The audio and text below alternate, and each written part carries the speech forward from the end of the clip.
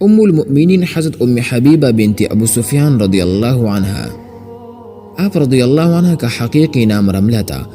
آپ رضی اللہ عنہ کے والد ابو سفیان اور والدہ صفیہ بنت العاص تھی۔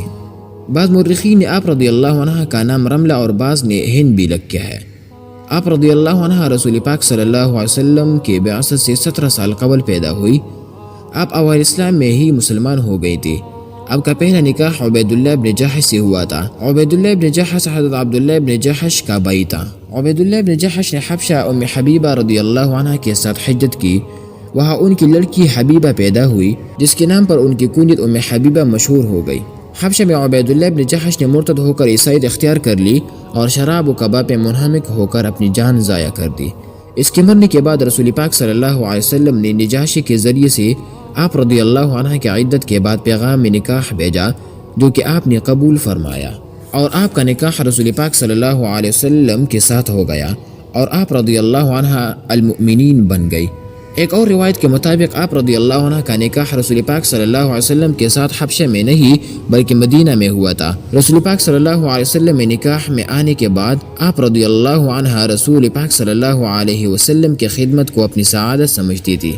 فتح مکہ سے قبل ایک بار ابو سفیان مدینہ آئے تو انہوں نے سب سے پہلے اپنی بیٹی کے گھر جانے کا قصد کیا۔ حضرت ام حبیبہ رضی اللہ عنہ نے اپنے والد کو وہاں پہنچ کر رسول پاک صلی اللہ علیہ وسلم کے بستر پر نہ بیٹھنے دیا کہ وہ کافر ہے اور ایک کافر ایک نبی کے بستر پر نہیں بیٹھ سکتا۔ آپ رضی اللہ عنہ حدیث پر نہایت شدت سے عمل پیرا ہوتی تھی اور دوسروں کو بھی اس کی تاکید کرتی تھی۔ وفات کے وقت آپ رضی اللہ عنہ نے حضرت عائشہ رضی اللہ عنہ کو بلا کر ان سے عمدہ کلام کیا۔ آپ رضی اللہ عنہ فطرتاً نیک سیرت تھی۔ آپ رضی اللہ عنہ سے کئی احادیث منقول ہے۔ آپ رضی اللہ عنہ نے 44 ہجری میں انتقال فرمائی۔ ان کے بھائی معاویہ رضی اللہ عنہ ابن ابی سفیان اس وقت حکمران تھے۔ ابن عساکر کی روایت ہے کہ آپ رضی اللہ عنہ اپنے بھائی کو ملنے دمشق گئی اور وہی آپ کا انتقال ہوا۔ آپ کی قبر دمشق میں ہے، لیکن دیگر مورخین کے مطابق آپ رضی اللہ عنہ کا انتقال مدینہ میں ہوا اور آپ کی قبر بھی وہیں پر ہے۔ وفات کے وقت آپ رضی اللہ عنہ کی عمر 73 برس تھی۔ حضرت زین العابدین رضی اللہ عنہ سے منقول ہے کہ میں نے ایک بار اپنے مکان کا گوشہ کھدوایا تو وہاں سے ایک کتبہ ملا جس پر لکھا تھا، یہ رمل ابن صغر کی قبر ہے، چنانچہ میں نے اس کو وہی رکھ دیا۔ عبید اللہ ابن جحش سے آپ کی 2 اولاد دی ہوئی، ایک عبداللہ اور ایک حبیبہ۔ حبیبہ نے آغوش رسالت میں تربیت پائی اور عروہ ابن مسعود ثقفی رئیس اعظم قبیل ثقف کے بیٹے داؤد سے منسوب ہوئی۔